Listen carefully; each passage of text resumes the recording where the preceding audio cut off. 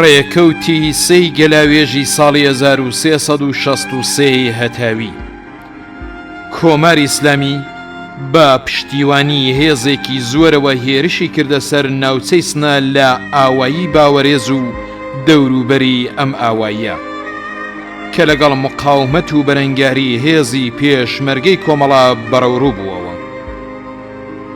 لە جەریانی ئەم بەرەنگاربوونەوەیەدا کە 12 سەعاتی خایاند هێزەکانی کۆماری ئیسلامی زەبرێکی قورسیان لێکەوت و زیاتر لە 100 کەس لە هێزەکانیان کوژران و بریندار بوون. بەداخەوە لە جەریانی ئەم شەڕەدا دوو پێشمەرگەی فیداکاری کۆمەڵە بە ناوەکانی هاوڕێ شەهرام عەتایی و هاوڕێ سەعید کەمەری گیانی ئازیزیان بەخەت کرد. هاوڕێ شەهرام عەتایی ساڵی 1343 تاوی لە ئاوایی بڵواناوە سەر بە ناوچەی لەیلا خستنە لەدایک بوو. هاوینی ساڵی 1360 تاوی هاتە ناو ڕیزی هێزی پێشمەرگەی کۆمەڵە. هاوڕێ عەتا بەرەندامی کۆمەڵە و فەرماندەی دەستەیەک لە پێشمەرگەکانی کۆمەڵە بوو.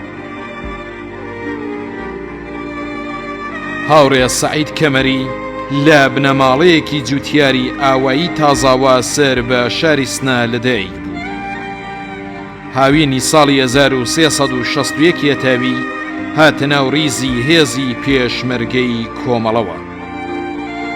لە درێژەی هەڵسوڕانیدا جێگری فەرماندەهی دەستەیەک لە پێشمەرگەکانی کۆمەڵەی پێسپێردرا.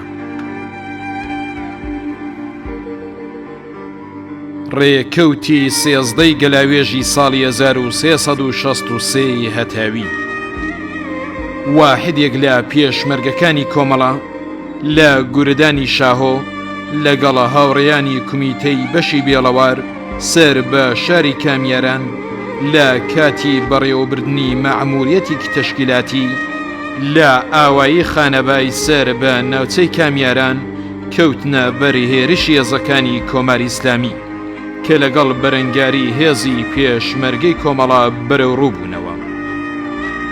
لە جەریانی ئەم شەڕە قورس و نابەرابەرەدا کە 8 سەعاتی خایاند زیاتر لە 50 کەس لە بەکرێ گیراوانی کۆماری ئیسلامی کوژران و بریندار بوون. بەداخەوە لە جەریانی ئەم شەڕەدا 9 پێشمەرگەی فیداکاری کۆمەڵە بە ناوەکانی هاوڕێ بەدیع ئاسانی، هاوڕێ ساڵح داربوویی، هاوڕێ نەبی یوسفی، هاوڕێ ئەنوەر فاتحی، هاوڕێ عەلی کەرەم مزەفەری، هاوڕێ هیدایەت ئەحمەدی، هاوڕێ سدیق کەمانگەر، هاوڕێ سولەیمان مرادی و هاوڕێ ڕەزم ئارا مرادی گیانی ئازیزیان بەخەت کرد. هاوڕێ بەدیع ئاسانی لە ئاوایی هەنیمەن سەر بە ناوچەی کامیاران لەدایک بوو. یەکێک لە ئەندامە هاتووەکانی کۆمەڵە و فەرماندەی دەستەیەک لە پێشمەرگەکانی کۆمەڵە بوو. هاوڕێ ساڵح داربوویی ناسراو بە سەلاح ساڵی 1332 تاوی لە ئاوایی ساڵواتاوە سەر بە ناوچەی سنە لەدایک بوو.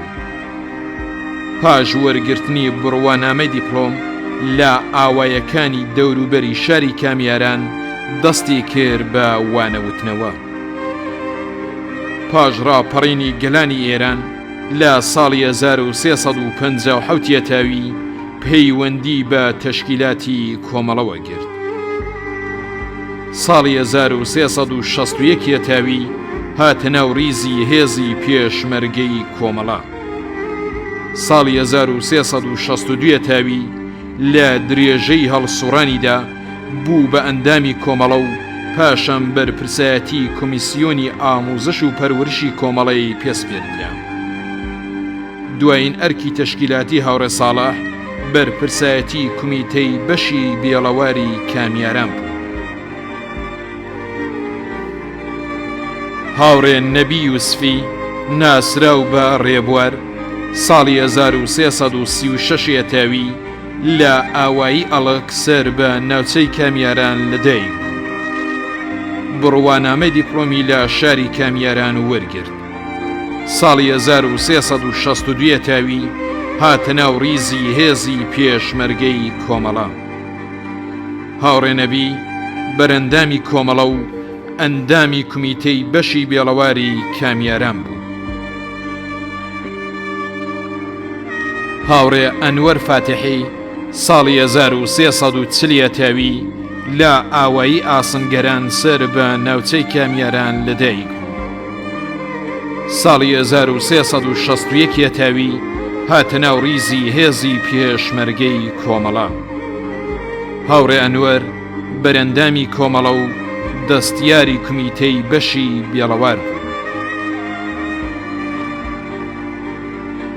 هاوڕێ عەلیکەرەم مزەفەری ناسراو بە عەلیکەرەم ماراوی ساڵی 1342 تاوی لە ئاوایی ماراو سەر بە ناوچەی کامیاران لەدایک. ساڵی 1359 تاوی پەیوەندی بە کۆمەڵەوە گرت و پاش ماوەیە کاتە ناو ریزی هێزی پێشمەرگەی کۆمەڵە. هاوڕێ هیدایەت ئەحمەدی ساڵی 1341 تاوی لە ئاوایی ماراو سەر بە ناوچەی کامیاران لەدایک.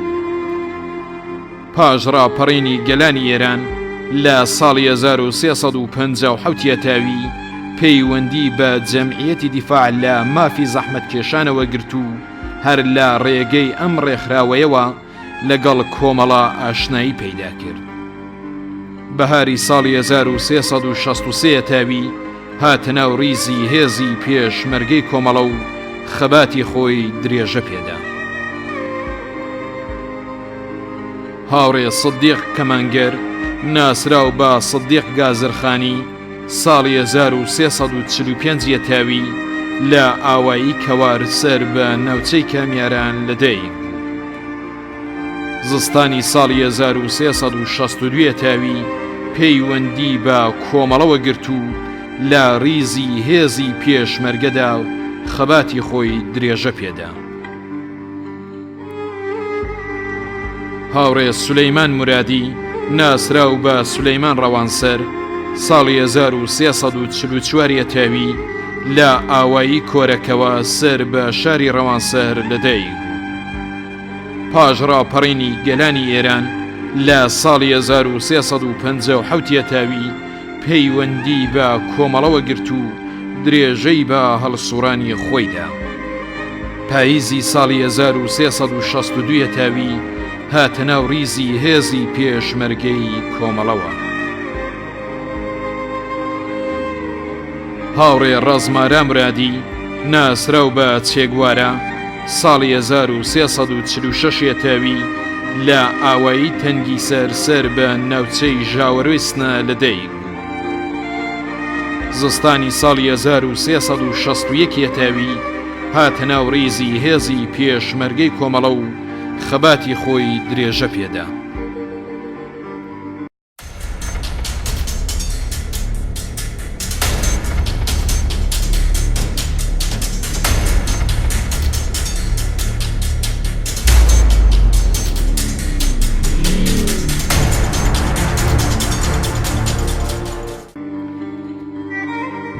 ڕێکەوتی چواری گەلاوێژی ساڵی 1364 هەتاوی. هێزەکانی کۆماری ئیسلامی هێرشیان کردە سەر بەشی سەرشیوی مەریوان. پێشمەرگەکانی کۆمەڵە دەست بەجێ بەرەنگاری ئەم هێرشە بوون و زەبرێکی قورسیان لێوەشاندن. لە جەریانی تێکشکاندنی ئەم هێرشە بەداخەوە هاوڕێ عادڵ ئاهەنگەر ناسراو بە عادڵ پاڵنگان جانی ئازیزی بەخت کرد. هاوڕێ عادڵ ئاهەنگەر ناسراو بە عادڵ پاڵنگان ساڵی 1338 تاوی لە ئاوایی پاڵنگان سەر بە ناوچەی کامیاران لەدایک. پاش وەرگرتنی بڕوانامەی دیپلۆم لە ئاوایی پاڵنگان دەستی دایە دەرزوتنەوە. ساڵی 1359 تاوی هاتە ناو ریزی هێزی پێشمەرگەی کۆمەڵە. هاوڕێ عادڵ یەکێک لە دەنگ خۆشەکانی ریزی هێزی پێشمەرگەی کۆمەڵە بوو لە زۆربەی مەراسیمەکاندا گۆرانی و سرودی دەوتەوە. هاوڕێ عادڵ بەرەندامی کۆمەڵە و بەرپرسی سیاسی دەستەیەک لە پێشمەرگەکانی کۆمەڵە بوو. ڕێکەوتی چواری گەلاوێژی ساڵی 1366 هەتاوی لە جەریانی شەڕی ناوخۆیی لە کوردستانی ڕۆژهەڵات لە دەوروبەری ئاوایی بێساران سەر بە ناوچەی سنا چوار پێشمەرگەی فیداکاری کۆمەڵە بە ناوەکانی هاوڕێ شەریف یاقوبی، هاوڕێ فایق باسامی، هاوڕێ یوسف سەتارزادە و هاوڕێ فایق کەریمی گیانی ئازیزیان بەخت کرد. هاوڕێ شەریف یاقوبی ساڵی 1334 تاوی لە ئاوایی بێساران سەر بە ناوچەی ژاوەرۆی سنا لەدەی. ساڵی 1358 تاوی پەیوەندی بە تەشکیلاتی کۆمەڵەوە کرد. مانگی خەرمانانی ساڵی 1360 تاوی هاتە ناو ڕیزی هێزی پێشمەرگەی کۆمەڵە. هاوڕێ شەریف لە درێژەی هەڵسوڕانیدا ساڵی 1362 تاوی بوو بە ئەندامی کۆمەڵە و دواتر فەرماندەیی دەستەیەک لە پێشمەرگەکانی کۆمەڵەی پێسپێردرا. هاوڕێ فایق باسامی ساڵی 1341 تاوی لە شاری سنا لەدایک بوو. پاش ڕاپەڕی پەیوەندی بە کۆمەڵەوە گرت. بەهۆی شناساییکرانی لەلایەن بەکرێ گیراوانی کۆماری ئیسلامی هاوینی ساڵی 1359 تاوی هاتە ناو ڕیزی هێزی پێشمەرگەی کۆمەڵە.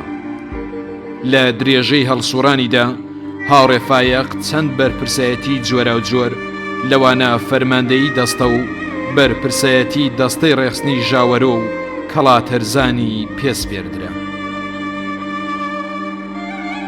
هاوڕێ یوسف سەتارزادە ناسراو بە بابەک ئازەری ساڵی 1343 تاوی لە شاری تەورێز لەدایک بوو.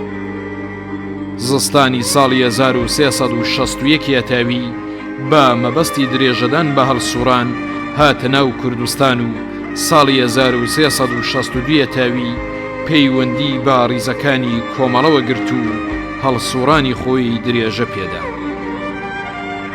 هاوڕێ فایق کەریمی ناسراو بە فەرزاد سنا لە ئاوایی چەتان سەر بە ناوچەی سنا لەدایک. پاش ڕاپەڕینی گەلانی ئێران لەگەڵ سیاسەت و ئامانجەکانی کۆمەڵە ئاشنایی پەیدا کرد. کۆتاییەکانی ساڵی 1364 تاوی هاتە ناو ڕیزی هێزی پێشمەرگەی کۆمەڵە. ڕێکەوتی چواری گەلاوێژی ساڵی 1366 هەتاوی لە بەرزایەکانی ئاوایی دزڵی سەر بە ناوچەی مەریوان چەند دەستە لە پێشمەرگەکانی کۆمەڵە کەوتنە گەمارۆی هێزە داگیرکەرەکانی کۆماری ئیسلامی و لە ئاکەمدا سێ پێشمەرگەی فیداکاری کۆمەڵە گیانیان بەخت کرد و چەند پێشمەرگەی دیکەش بە برینداری بەدیل گیران. پێشمەرگەکانی کۆمەڵە کە لەسەر سنووری عێراق و لە نێوان پادگانەکانی کۆماری ئیسلامیدا هیچ ڕێگەیەکی دەربازبوونیان نەمابوو، لە شەڕێکی حەماسیدا توانیان پارێزگاری لە 140 کەس لە هاوڕێیانی پێشمەرگە و خوازیارانی پێشمەرگایەتی بکەن. لە یەکەم ڕۆژی شەڕدا هاوڕێ قادر مارابی و دواتر هاوڕێ حوسێن هوشیاری کە هەفتەیەک پێشتر بریندار ببوون کەوتنە بەرگوللەی هێزەکانی ڕژیم و گیانی ئازیزیان بەخت کرد. سەرنجام پاش شەڕێکی قورس و چەند ڕۆژە پێشمەرگەکانی کۆمەڵە ئەم گەمارۆییان تێکشکاند. بەڵام دەستەیەک لە پێشمەرگەکان کە لە یەکدا بڕابوون بەهۆی ناشارەزاییان لە شوێنێک خۆیان حەشار دەدەن کە بەداخەوە هێزەکانی کۆماری ئیسلامی بە حەشارگەکەیان دەزان و هێرش دەکەنە سەریان و لە ئاکامدا هاوڕێ محەممەد زادە گیانی ئازیزی بەخت دەکات و چەند پێشمەرگەی دیکەش بە برینداری بەدیل دەگیرن کە سێ کەس لەو هاوڕێیانە هاوڕێ زاهید بەرازەندە، هاوڕێ حەسەن حەسەنپور و هاوڕێ کەمال ئەلیاسی لە زیندانەکانی کۆماری ئیسلامیدا پاش ئەشکەنجە و ئازارێکی زۆر تیرباران کران. هاوڕێ حوسێن هوشیاری ناسراو بە حوسێن بێلو ساڵی 1348 تاوی لە ئاوایی باشماخ لە بەشی خاو میراوای سەر بە ناوچەی مەریوان لەدایک بوو. هەر لە سەرەتەی لاویەوە لە ڕێگەی رادیۆ کۆمەڵەوە لەگەڵ سیاسەت و ئامانجەکانی کۆمەڵا ئاشنا بوو. هاوینی ساڵی 1365 تاوی هاتە ناو ریزی هێزی پێشمەرگەی کۆمەڵە. هاوڕێ قادر مارابی ساڵی 1346 تاوی لە ئاوایی مارا و سەر بە ناوچەی کامیێران لەدایک بوو. لە دەورەی یەکەمی بزوتنەوەی شۆڕشگێڕانەی کوردستان لەگەڵ کۆمەڵە پەیوەندی گرت و هەڵسوڕانی خۆی دەست پێ کرد. لەگەڵ چەند لاوی دیکەی ئاوایی مارا و پەیوەست بوون بە ریزی هێزی پێشمەرگەی کۆمەڵە و لە درێژەی هەڵسوڕانی ماندوونە ناسانەی خۆیدا هاوڕێ قادر فەرماندەیی دەستەیەک لە پێشمەرگەکانی کۆمەڵەی پێسپێردرا.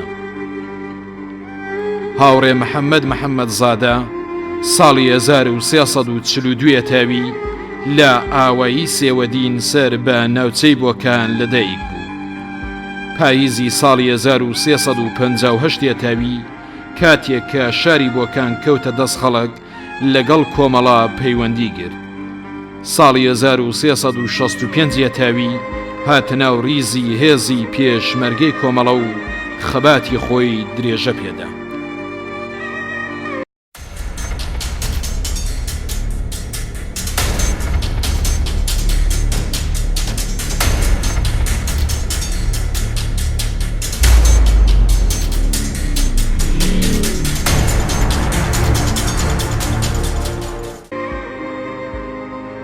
ڕێکەوتی پێنجی گەلاوێژی ساڵی 1359 هەتاوی ستونێک لە هێزەکانی کۆماری ئیسلامی بە نیازی چەکردنی خەڵکی ئاوایی باینچۆ سەر بە شاری سنا ئەم ئاواییان گەمارۆدا. ئەم کردەوەی هێزەکانی کۆماری ئیسلامی لەگەڵ بەرەنگاری و مقاومەتی پێشمەرگەکانی کۆمەڵا بەرەو ڕووبووەوە و پێشمەرگەکان توانیان ئەم گەماروێی هێزی داگیرکەر بشکێن و هێزی دوژمن تووشی شکست و زەرەر و زیانێکی قورس بکەن. ڕێکەوتی پێنجی گەلاوێژی ساڵی 1359 هەتاوی پێشمەرگەکانی کۆمەڵا لە لقی شەید ڕەحمان و شەید سەعید بە فەرماندەیی هاوڕێی گیانبەخت کرد و محەممەد مائی ناسراو بە کاکشوان هێرشیان کردە سەر مەقەڕێکی هێزە داگیرکەرەکانی کۆماری ئیسلامی لە ناو شاری دیواندەرە. لەم شەڕەدا کە ساعەتێکی خایاند زیاتر لە 20 کەس لە بەکرێگیراوان و پاسدارانی کۆماری ئیسلامی کوژران. ئەم شەڕە سەخت و حەماسیە بە خوێنی سووری پێشمەرگەیەکی قارەمانی کۆمەڵە بە ناوی هاوڕێ ئیبراهیم تاڵەشی لە مێژووی خەباتی ڕزگاری خوازانەی کوردستاندا تۆمار کرا. هاوڕێ ئیبراهیم تاڵەشی مامۆستایەکی خەباتکاری ناوچەی دیواندەرە بوو کە هەر لە سەرەتای شۆڕشی گەلانی ئێرانەوە پەیوەندی بە کۆمەڵەوە گرت و بۆ ماوەیەک تەشکیلات نهێنی کۆمەڵە بوو. پاشان هاتە ناو ریزی هێزی پێشمەرگەی کۆمەڵە.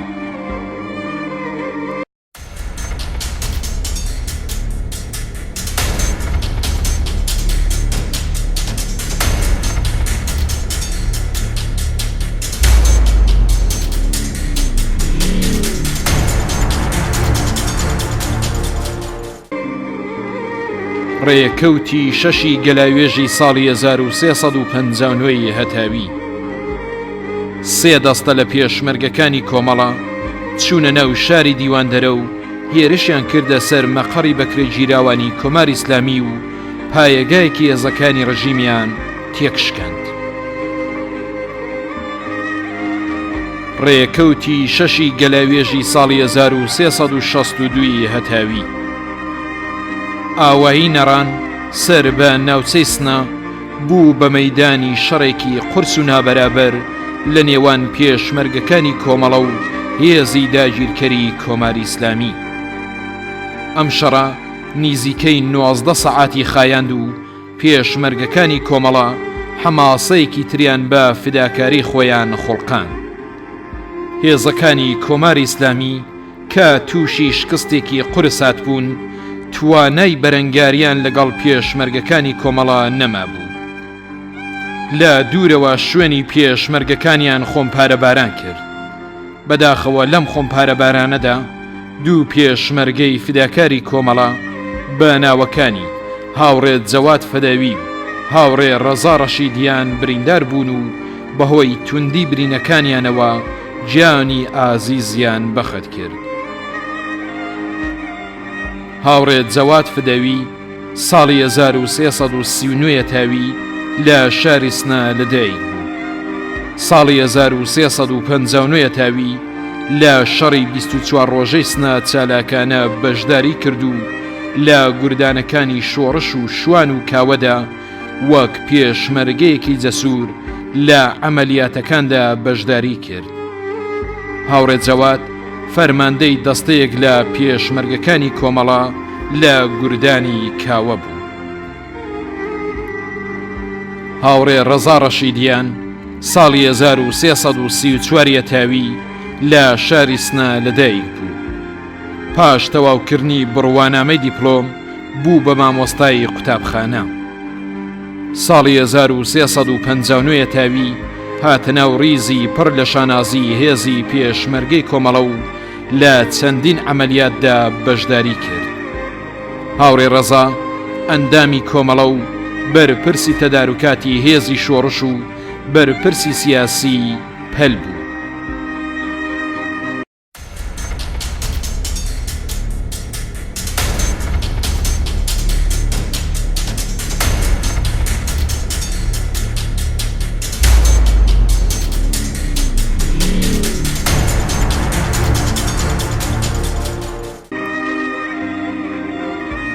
ڕێکەوتی حەوتی گەلاوێژی ساڵی 1366 هەتاوی لە جەریانی شەڕی ناوخۆیی لە کوردستانی ڕۆژهەڵات پێشمەرگەیەکی فداکاری کۆمەڵە بە ناوی هاوڕێ مەحموود خدری ناسراو بە سامان لە نزیک ئاوایی ساڵتەکەڵت و لە بەشی سەرشیوی سەقز گیانی ئازیزی بەخت کرد. هاوڕێ مەحموود خدری ناسراو بە سامان ساڵی 1338 تاوی لە ئاوایی جەیران مینە هەڵکەوتوو لە بەشی هەوەتوی دیواندەرە لەدایک بوو. ساڵی 1356 تاوی بڕوانامەی دیپلۆمی وەرگرت. ساڵی 1362 تاوی لە پەیوەندی لەگەڵ کۆمەڵە دەستی کرد بە چالاکی سیاسی و هاتە ناو جەرگەی خەباتی سیاسی. پاش 2 ساڵ چالاکی نهێنی هاتە ناو ریزی هێزی پێشمەرگەی کۆمەڵە و لە گوردانی 26 سەقز سازماندرا.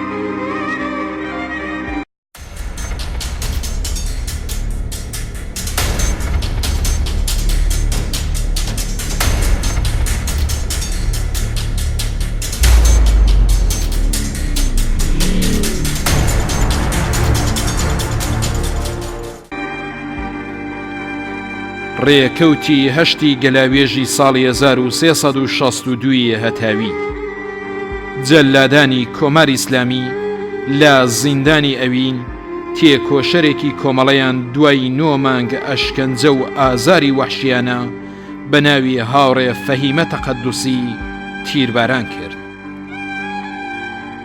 هاوڕێ فەهیمە تەقەدوسی ساڵی 1332 تاوی لە ناوچەی ئامۆل لەدایک بوو. دوای چوونی بۆ دانیشگا و لە گڕی خەباتی خوێندکاران هاتە ناو جەرگەی خەباتی سیاسیەوە. لە شۆڕشی ساڵی 1357 تاوی چالاکانە بەشداری کرد. دوای شۆڕش لە پەیوەند لەگەڵ ڕێکخراوەی ئیتحادیەی مبارزانی ڕێگای ئازادی چینی کرێکاردا هەڵسوڕانی خۆی درێژە پێدا. ماوەیەک دواتر ئەم ڕێکخراوە بە ڕێکخراوەی ڕەزمەندەکانی ئازادی چینی کرێکار پەیوەست بوو. ساڵی 1361 هەتاوی پەیوەندی بە کۆمەڵەوە گرت و هەڵسوڕانی خۆی لە پەیوەند لەگەڵ ئەو حیزبە درێژە پێدا. ساڵی 1361 هەتاوی لەلایەن هێزەکانی جمهوری ئیسلامیەوە دەست بەسەر کرا، بەڵام هەڵسوڕانی خۆی لە زیندانیش درێژەدا. دوای 9 مانگ ئازار و ئەشکەنجە لەلایەن هێزەکانی جمهوری ئیسلامیەوە تیرباران کرا. هاوڕێ فەهیمە ماوەیەک بەر لە تیربارانکردنی ژیانی هاوبەشی لەگەڵ هاوڕێی گیانبەخت کرد و مرتەزا ڕوحانی پێکێنابوو. ڕێکەوتی هەشتی گەلاوێژی ساڵی 1366 هەتاوی هێزەکانی کۆماری ئیسلامی هێرشیان کردە سەر شوێنی دەستەیەک لە پێشمەرگەکانی کۆمەڵا کە لە پشت ئاوایی ڕەنگەڕێژان سەر بە ناوچەی سەرشیوی سەقز لە حاڵی حەسانەوەدا بوون. ئەم هێرشە لەگەڵ مقاومەت و بەرەنگاربوونەوەی ئەم دەستە لە پێشمەرگەکانی کۆمەڵا لە گوردانی 26 سەقز بەرەو ڕووبوونەوە. هێزە بەکرێگیراوەکانی کۆماری ئیسلامی کە ئەم شوێنەیان گەمارۆدا بوو لە هەموو لایەکەوە بە چەکی سووک و قورس شوێنی پێشمەرگەکانیان کوتا. هێزی پێشمەرگە بە فیداکاری و لە خۆبردوویی توانیان ئەم گەمارۆیە تێک بشکێن و حەماسەیەکی دیکە لە مێژووی خەباتی گەلی کورددا بخڵقێنن. لە جەریانی ئەم شەڕەدا یەکێک لە پێشمەرگە لێهاتووەکانی کۆمەڵا بە ناوی هاوڕێ حوسەین نەجەفی گیانی ئازیزی بەخت کرد. هەر لەو شەڕەدا دوو پێشمەرگەی دیکە بە ناوەکانی هاوڕێ زاهید شەفیعی و هاوڕێ خالید تازە بە برینداری بەدیل گیران، بەڵام بەداخەوە ئەم دوو هاوڕێە لە کاتێکدا کە لاقیان بەهۆی توندی برینەکانیان لەدەستدا بوو لە زیندانەکانی کۆماری ئیسلامیدا پاش 2 ساڵ ئەشکەنجە و ئازار لە زیندانی شاری سەقز تیرباران کران. هاوڕێ حوسەین نەجەفی ساڵی 1345 هەتاوی لە شاری سەقز لەدایک بوو. هاوکار لەگەڵ ڕاپەڕینی گەلانی ئێران لە ساڵی 1357 هەتاوی هاتە ناو جەرگەی خەباتی سیاسی و یەکەم جار لەگەڵ ڕێکخراوەی پەیکار پەیوەندی گرت و پاشان ساڵی 1365 هەتاوی هاتە ناو ڕیزی پێشمەرگەی کۆمەڵە و خەباتی خۆی درێژە پێدا. هاوڕێ خالید تازە ناسراو بە خالید سلێمانکەندی ساڵی 1344 هەتاوی لە ئاوایی سلێمانکەندی سەر بە ناوچەی سەقز لەدایک. هاوکار لەگەڵ دەستپێکردنی هەڵسوڕانی ئاشکرای کۆمەڵە پەیوەندی بە تەشکیلاتی کۆمەڵەوە گرت و وەک هەڵسوڕاوێکی تێکۆشەر درێژەی بە چالاکی خۆیدا. ساڵی 1359 هەتاوی هاتە ناو ڕیزی پێشمەرگەی کۆمەڵا. بەهاری ساڵی 1368 هەتاوی بەدەستی جەلادانی کۆماری ئیسلامی لە زیندانی شاری سەقز تیرباران کرا. هاوڕێ زاهید شەفیعی لە ئاوایی نسارە سەر بە ناوچەی دیواندەرە لەدایک بوو. ساڵی 1365 هەتاوی هاتە ناو ڕیزی هێزی پێشمەرگەی کۆمەڵا. ساڵی 1368 هەتاوی بەدەستی جەلادانی کۆماری ئیسلامی لە زیندانی شاری سەقز تیرباران کرا. ڕێکەوتی هەشتی گەلاوێژی ساڵی 1367 هەتاوی هاوڕێ ئامینە پەرستار یەکێک لە ژنانی خەباتکار و لایەنگرێکی تێکۆشەری کۆمەڵا بەهۆی ئاسەواری ئەشکەنجەی جەلادانی کۆماری ئیسلامی لە سیاچاڵەکانی ئەم ڕژیمە گیانی ئازیزی بەخت کرد. هاوڕێ ئامینە پەرستار ساڵی 1330 هەتاوی لە ئاوایی ئاڵکەڵ و سەر بە ناوچەی سەقز لەدایک. ساڵی 1359 هەتاوی پەیوەندی بە تەشکیلاتی کۆمەڵەوە کرد. زستانی ساڵی 1363 تاوی بەهۆی شناسایی کرانی لەلایەن بەکرێ گیراوانی ڕژیمەوە دەست بەسەر کرا و پاش ئەشکەنجە و ئازارێکی زۆر لەلایەن بەکرێ گیراوانی کۆماری ئیسلامیەوە ساڵی 1364 تاوی لە زیندان ئازاد کرا. بەڵام هیچ کات نەیتوانی تەندروستی خۆی بەدەست بێنێتەوە و پاش ماوەیەک دڵی لە لێدان کەوت.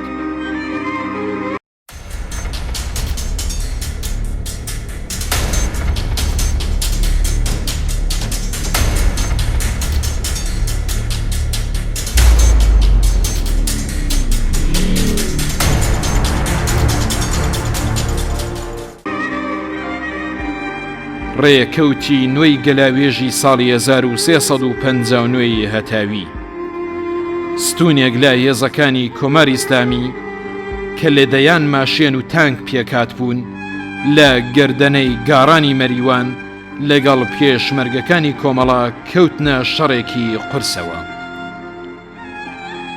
هێزەکانی کۆماری ئیسلامی زەبرێکی کاریان لێکەوت و دەیان کەسیان لێ کوژرا و چەند ماشێنیش لەناو چوو. بەداخەوە لەم شەڕەدا پێشمەرگەیەکی فیداکاری کۆمەڵا بە ناوی هاوڕێ نەبی نادری ناسرا و بە نەبی لاوێسانی جانی ئازیزی بەخت کرد. هاوڕێ نەبی نادری ناسرا و بە نەبی لاوێسانی لە ئاوایی لاوێسان سەر بە ناوچەی مەریوان لەدایک بوو لە درێژەی هەڵسوڕانیدا لەدەیان شەڕ و ئەمەلیاتی هێزی پێشمەرگەی کۆمەڵا بە دژی داگیرکەرانی کوردستان بەشداری کرد.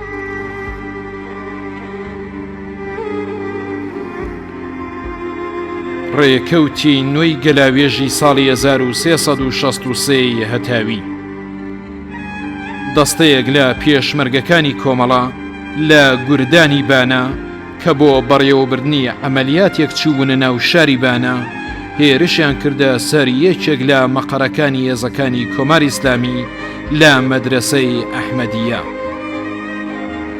لە درێژەی ئەم ئەمەلیاتەدا پێشمەرگەکانی کۆمەڵا کەوتنە کەمینی هێزە و بەکرێ گیراوەکانی کۆماری ئیسلامی و پاش مقاومەتێکی قارەمانانە و شەڕێکی 7 سەعاتە توانیان لەم کەمینە هێزەکانی کۆماری ئیسلامی دەرباز ببن. لەم شەڕەدا زیاتر لە 50 کەس لە هێزەکانی کۆماری ئیسلامی کوژران و بریندار بوون. بەداخەوە لە جەریانی ئەم ئەمەلیاتەدا دوو پێشمەرگەی فیداکاری کۆمەڵا بەناوەکانی هاوڕێ بەختیار کەماڵی و هاوڕێ محەممەد ساڵحی جانی ئازیزیان بەخت کرد. هاوڕێ محەممەد ساڵحی ناسرا و بە محەممەد شەشەی ساڵی 1342 تاوی لە ئاوایی شەشە سەر بە ناوچەی بانە لەدایک بوو. دەورانی سەرەتایی لە ئاوایی شەشە تەواو کرد و بۆ خوێندنی ناوەندی چووە شاری بانە و لەوێ دەورانی ناوەندی تەواو کرد. بەهۆی دەستکورتی بنەماڵەکەی نەیتوانی لەوە زیاتر درێژە بە خوێندن بدات و گەڕایەوە ئاوایەکەی خۆیان. ئەو کاتەی شۆڕشی گەلانی ئێران تازە دەستی پێکرد بوو لەو سەردەمەدا لەگەڵ ئامانج و سیاسەتەکانی کۆمەڵا ئاشنایی پەیدا کرد و پەیوەندی بە کۆمەڵەوە گرت. ساڵی 1360 تاوی پەیوەست بوو بە هێزی پێشمەرگەی کۆمەڵا. هاوڕێ محەممەد لە چەند شەڕی گەورەدا لە ناوچەی بانەدا بەشداری کرد. ڕێکەوتی نوێی گەلاوێژی ساڵی 1363 تاوی لەو شەڕەدا لە ناو شاری بانە لەگەڵ هاوسەنگەرەکەی هاوڕێی گیانبەخت کرد و بەختیار کەماڵی بریندار دەبێت و لەبەر ئەوەی بەڵێنی بە هاوڕێ بەختیاردا بوو کە لە سەنگەردا بەجێ نەهێڵێت بەداخەوە پێکەوە لەو شەڕەنا بەرابەرەدا جانی ئازیزیان بەخت کرد. هاوڕێ بەختیار کەماڵی ساڵی 1346 تاوی لە شاری بانە لەدایک بوو. پاییزی ساڵی 1362 تاوی هاتە ناو ڕیزی هێزی پێشمەرگەی کۆمەڵا. ڕێکەوتی نوێی گەلاوێژی ساڵی 1366 هەتاوی لە جریانی بەرپەرزدانەوەی هێرشی هێزەکانی کۆماری ئیسلامی بۆ سەر ئاوایی گاوارە لە بەشی چەمشاری سنا پێشمەرگەیەکی فیداکاری کۆمەڵە بە ناوی هاوڕێت جەبار خوسرەوی ناسراو بە دوکتور جەمشید گیانی ئازیزی بەخەت کرد. هاوڕێت جەبار خوسرەوی ناسراو بە دوکتور جەمشید ساڵی 1344 تاوی لە شاری سنا لەدەی. ساڵی 1358 تاوی پەیوەندی بە تەشکیلاتی نێنی کۆمەڵەوە گرت. ساڵی 1363 تاوی هاتە ناو ڕیزی هێزی پێشمەرگەی کۆمەڵە. هاوڕێت جەبار ئەندامی کۆمەڵە و دەستیاری دەستەی ڕێخستنی بەشی چەمشاری سنە بوو. ڕێکەوتی نۆی گەلاوێژی ساڵی 1380 هەتاوی. دوو پێشمەرگەی فیداکاری کۆمەڵە بە ناوەکانی هاوڕێ باقی ڕەحیمی ناسراو بە چیاو، هاوڕێ عەباس کەریمی ناسراو بە هەڵۆ دوای ئەشکەنجە و ئازارێکی زۆر لەلایەن هێزەکانی کۆماری ئیسلامی لە زیندانی ناوەندی شاری سەقەز ئێعدام کران. ئەم دوو پێشمەرگە قارەمانەی کۆمەڵە شەوی دوی گەلاوێژی ساڵی 1380 تاوی لە کاتی گەڕانەوە لە مەعموریەتێکی تەشکیلاتی لە ئاوایی کانیپەری سەر بە ناوچەی بانە بەدەست هێزە بەکرێ گیراوەکانی کۆماری ئیسلامی بەدیل گیران کە لە ئاکامدا پاش 7 ڕۆژ ئازار و ئەشکەنجە لەلایەن ئیتلاعاتی شارەکانی بانە و سەقزەوە بێ ئەوەی دادگایی بکرێن لەلایەن قازی دادگای ئینقلابی شاری سەقزەوە بە ئێعدام مەحکوم کران. هاوڕێ عەباس کەریمی ناسراو بە هەڵۆ ساڵی 1358 تاوی لە شاری سەقز لەدایک بوو. ساڵی 1375 تاوی پەیوەندی بە کۆمەڵەوە گرت و هاتە ناو ریزی پێشمەرگەی کۆمەڵە. هاوڕێ عەباس لە درێژەی هەڵسوڕانیدا ساڵی 1376 تاوی بوو بە ئەندامی کۆمەڵە و پاشان بەهاری ساڵی 1377 تاوی جێگری فەرماندەیی دەستەیەک لە پێشمەرگەکانی کۆمەڵەی لە گوردانی شوان پێسپێردرا. شەید هەڵۆ دەنگخۆشی ناو ڕیزەکانی کۆمەڵە بوو کە توانی دەیان سرودی کۆمەڵە تۆمار بکاتەوە. هاوڕێ باقی ڕەحیمی ناسراو بە چیا ساڵی 1359 تاوی لە ئاوایی چیچۆرە سەر بە ناوچەی شاری بانە لەدایک بوو. ساڵی 1374 تاوی بە یارمەتی لایەنگرانی کۆمەڵە لەگەڵ ئامانج و سیاسەتەکانی کۆمەڵە ئاشنایی پەیدا کرد. ساڵی 1379 تاوی هاتە ناو ڕیزەکانی هێزی پێشمەرگەی کۆمەڵە.